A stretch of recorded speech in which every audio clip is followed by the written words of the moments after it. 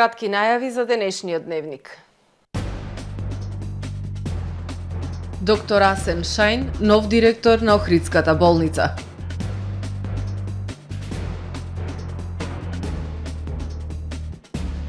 Одбележан светскиот ден на книгата и авторското право.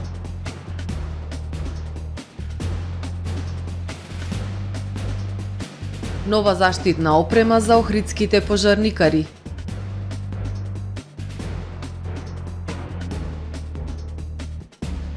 Измени во доделувањето на субвенции бараат производителите на органски лешници.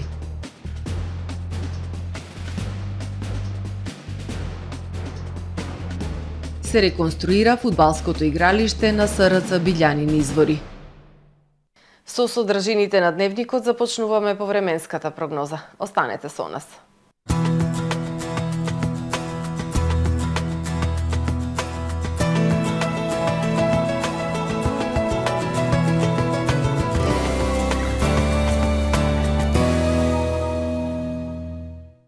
Во Охрид денес свежо утро, во текот на денот времето пак сончево и топло со максимални 19 степени Целзиусови, во текот на ноќта кон среда ведро и топло.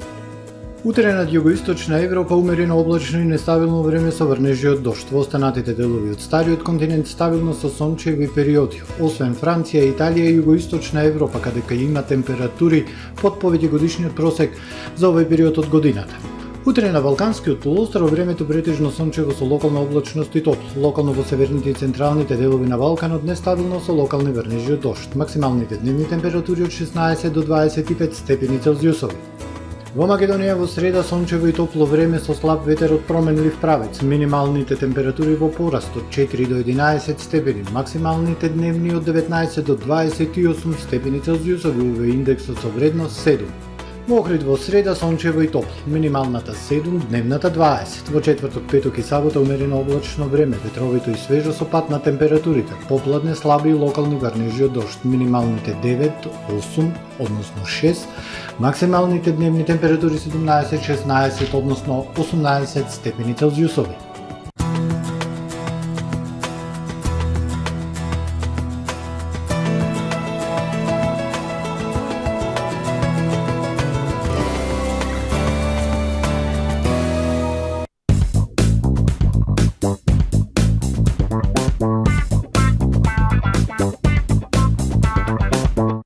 Добре дојдовте во светот на Кармен Бау Центар. Во беспрекорно уреден продажен простор, купувањето во еден Бау Центар никогаш не било попријатно. Со гордост ви го представуваме нашиот шоурум Мараци, со најголем избор на плочки од Мараци и санитарија од светски познатите брендови Грое, Колпасан, Идеал Стандард, Рока, Унитас. На располагање ви е нашиот архитект, кој ќе ви помогне во осмислување на вашиот проект. Располагаме со најбогатата палета на ламинат во државава. Одберете од 100 различни дизајни на Свис Кроно. Покрај стандардниот избор на фасадните системи Кнауф и Бекамент, ви нудиме богат избор на професионален алат на реномираните производители Бош и Дивол. Кармен Бау Центар на улица Железничка. Дисконт Златна капка. Прв избор за сите ваши прослави и семејни веселби. Вршиме дистрибуција на сите видови алкохолни и безалкохолни пијалоци по најповолни цени во Струга и Охрид. Од нашата винска карта одберете вино од реномирани странски и домашни компании. Од богатиот асортиман со над 600 производи, покрај алкохолни и безалкохолни пијалоци, можете да се снабдите и со квалитетни чаеви и кафе. Тајната на 5-годишното успешно обстојување е секогаш за доволни клиенти. Дисконт Златна капка.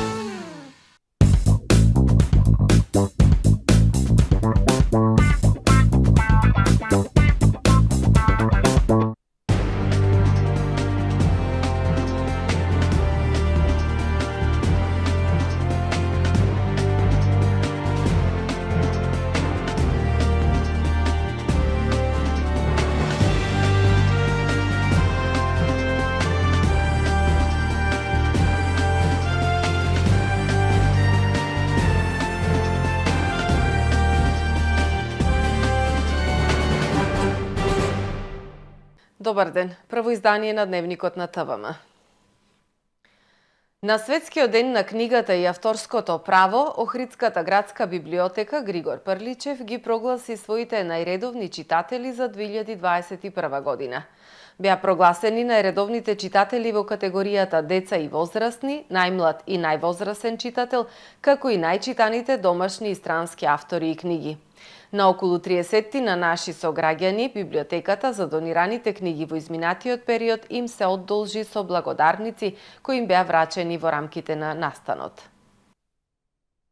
Светот како символичен датум во светската книжевност го одбележува 23 април како Светски ден на книгата и авторското право, а во чест на двајцата великани на светската книжевност, Вилијам Шекспир и Мигуел де Сервантес, кои со своите дела го задолжија човештвото. Националната установа библиотека Григор Прличев од нашиот град на посебен настан ги прогласи најредовните читатели за изминатата година во категоријата деца и возрастни, најмлад и највозрасен читател, како и најчитаните домашни и странски автори и книги. Охридскиот највозрасен читател има 90 години, а најмладиот символично зачленет ниту една полна година. Денеска беа прогласени и најдобрите читатели во категоријата на возрастни и во категоријата на деца или ученици, но истовремено беа прогласени највозрастниот и најмалиот читател. Можам да се пофалам дека во библиотеката највозрастниот е роден 1932, додека символично запишан, како да кажам, во самата наша евиденција е новороденче кој се уште нема ни една година, но го запишале неговите родители и тоа е наша огромна чест и задоволство. Сите тие ќе добијат благодарници и по една до две книги, онака како што заслужува, за да можат да продолжат да ги читаат книгите и да влезат во светот на убавите нешта. Пандемијата несомнено ги погоди сите области од општественото живење, вклучително и библиотекарството, но во никој случај не ја намали потребата и желбата за пишаниот збор, особено во период на изолација, објаснува Јовановски. Пред Охридската библиотека граѓаници во редици чекаа да позајмат книга за време на пандемијата. Тоа кога се отворивме на 5 јули пред една година, на некој начин пред 2 години, тогаш видовме дека овдека постоја редици како пред банките и поштата или други јавни институции, што значи дека гладта и жетта за читањето беше голема и дури тоа малку ни попречи во работењето, затоа што ние веќе тогаш што туку беше ме го вовеле и коби системот, каде што веќе може нашите читатели да си проверат од дома која книга предреме сакаат да ја побараат, дали е слободно, дали ја има, значи одиме во текстот новото време. Од пред неколку дена Охридската библиотека прерасна во библиотека од отворен тип. Читалната во одделот за издавање ќе биде отворена од понеделник до петок од 9:30 до 17 часот, а читалната за дневен печат и периодика со читатели ќе работи од 9 до 15 часот. А тоа значи дека читателите можат да уживаат колку што сакаат во текот на денот, разгледувајќи ги нашите полици со огромен број книги. Морам да кажам дека библиотеката поседува околу 150.000 примероци, што значи, односно наслови, кои беше така, можеби не толку лесно и да се распоредат во оне условно речено новиот дел, но на задоволство на читателите ние правиме се затоа што постоиме за нив. На околу 30 на наши сограѓани библиотеката за донираните книги во изминатиот период им се одолжи со благодарници, врачени во рамки на настанот. Во чест на празникот на книгата беа прочитани пораките на господја Одре Азуле, генерален директор на УНЕСКО, и професор доктор Анастасија Ѓурчинова, која напиша македонската порака. Доктор Асен Шајн е нов директор на Охридската општа болница. Доктор Шајн е специјалист по оториноларингологија, вработен во болницата на оделението за уво, нос и грло. Доктор Асен Шајн доаѓа на местото на хирургот и уролог доктор Горан Балески, кој функцијата директор ја извршуваше и за време на пандемијата. Заштитна опрема е донирана за дел од охридските пожарникари. Наскоро целосно ќе бидат опремени сите пожарникари со современа заштитна опрема која ќе обезбеди локалната самоуправа. Територијалната противпожарна единица ќе инвестира и сопствени финансиски средства во заштитна опрема, обезбедени преку давање посебни услуги. Охридските пожарникари се подновија со лична заштитна опрема. Донирана е приоритетна опрема како што се чизми, шлемови, заштитни одела и ракавици, кои се неопходни за безбедноста при секојдневните интервенции на пожарникарите, напоменува Борко Јанкуловски, командир на територијалната противпожарна единица. Преку UNDP донација проект добивме некои мал дел на опрема која се користи за пожари на отворен простор и за шумски пожари. Значи комплетирани се 8 пожарникари. Значи тоа е минимален дел, али секако е добре дојден. Во блиска иднина се надеваме дека ќе вложиме напор заедно со локалната самоуправа, таа бројка да е комплетирана. Вообичаено набавката на заштитната опрема за охридските пожарникари е со средства од локалната самоуправа, но плановите на територијалната противпожарна единица е да доприносуваат со сопствени средства во инвестирање на заштитната опрема. Територијалната противпожарна единица ќе обезбедува финансии од дополнителни услуги. Цените на услугите се регулирани со правилник, а советниците ги одобрија утврдените цени кои изнесуваат 3500 денари обезбедување на спортски културни манифестации од час и истолкав износ за дотурна вода. Се со цел самофинансирање независно од локалната самоуправа. Тука има само две точки: носење на вода на фирми кои често ја користат, кои не го решиле проблемот, и обезбедување на саеми, културни манифестации, спортски манифестации и слично. Се очекува локалната самоуправа да набави современа опрема за охридската единица, која брои 38 пожарникари за 2 до 3 месеци. Набавката ќе се состои од лична заштитна опрема за пожарникарите, со што ќе се зголеми нивната безбедност при интервенциите, а ќе се следат и современите европски пожарникарски служби. Локалните производители на органски лешници и намази од струшко, кои до 2019 ги освоија поголемиот дел од европските пазари, денес се соочуваат со голема нестабилност. Не можат да обезбедат конкурентна цена за пласман на своите производи. Бараат измени во доделувањето на субвенции. Кризата силно ги погоди прехранбената и агроиндустријата. Ценовните шокови и рестрикциите во извозот поради пандемијата на малината продажба, најголем удар за малите семејни бизнеси. Локалните производители на органски лешници и намази од струшко, кои до 2019 година ги освоија поголемиот дел од европските пазари, денес се соочуваат со голема нестабилност. Не можат да обезбедат конкурентна цена за пласман на своите производи. Многу е тешко, особено со пандемијата е многу тешко, бидејќи пазарот, особено меѓународната наша продажба и извоз беше загрозена, затоа што се деси неколку пати да се откажуваат нарачките, па потоа да имаме дополнителни и така натака, значи не една голема нестабилност. За поддршка на земјоделието, велат потребни се измени при доделувањето на субвенции од страна на државата. Субвенциите треба да бидат развојни и поттикнувачки за проширување на производството. Самите субвенции да не се користат за социјален аспект, него да се користат само за развојен аспект, затоа што еве сега ние се соочуваме со еден проблем. Ние имаме околу 10 хектари наши насади.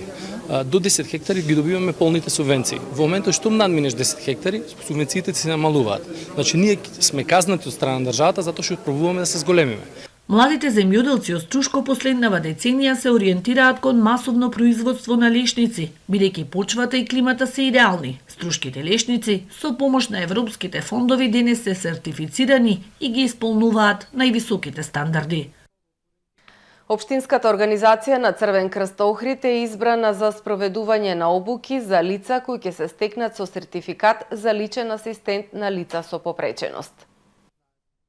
Општина Охрид денес го објави решението согласно јавниот повик за финансиска поддршка на верифицирана организација или институција која работи на територијата на општина Охрид и која ќе спроведе и води процес за обука на лица кои ќе се стекнат со сертификат за завршена обука за лична асистенција, верифицирана од јавната установа Центар за образование на возрастни.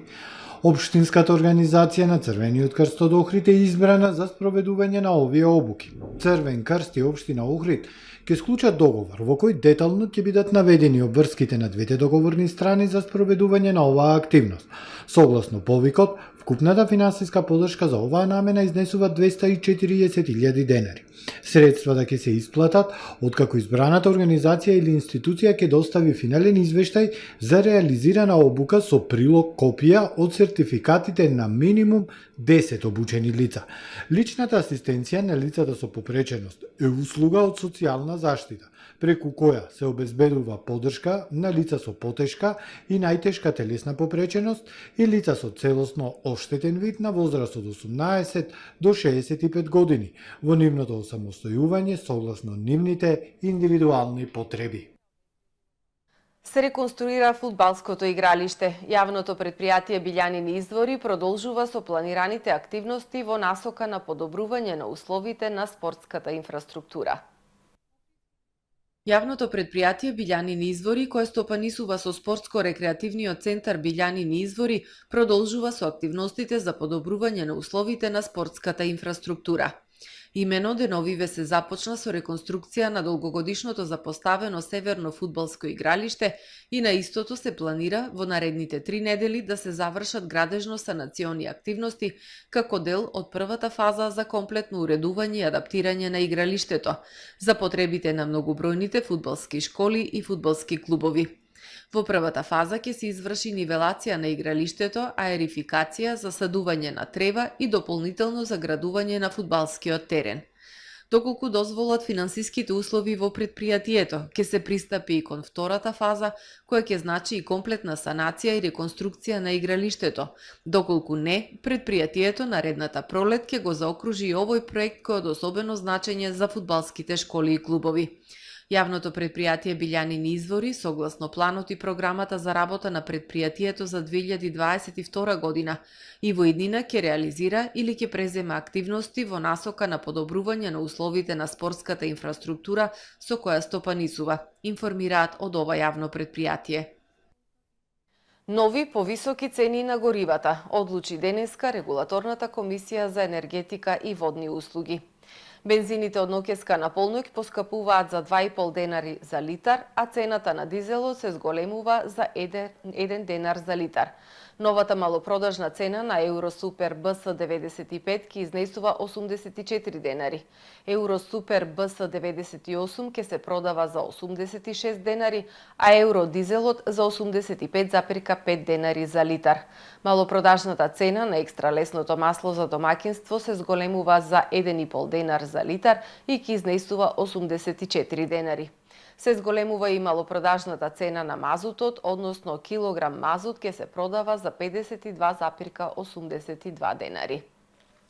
Во продолжение да ги погледнеме и вестите од светот. Генералниот секретар на Обединетите нации Антонио Гутереш денеска во Москва ќе разговара со рускиот председател Владимир Путин и министерот за надворешни работи Сергеј Лавров по повод руската специјална војна операција која е во тек во Украина.